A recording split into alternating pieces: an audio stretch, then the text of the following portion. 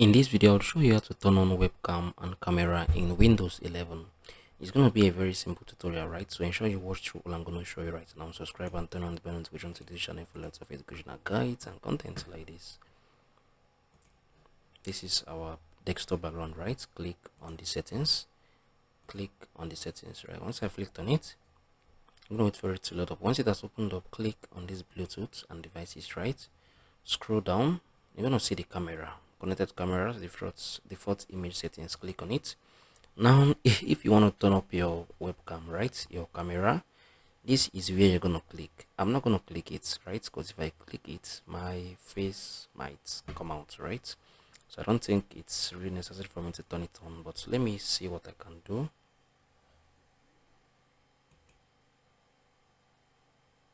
Yeah, so you can see I just turned it on and I'm currently using my hand to cover the webcam, right, to avoid showing my face. So that is how you can turn it on. If you found this video helpful, share your thoughts below in the comment section. Thank you guys for watching through. I'm gonna see you all in the very next one.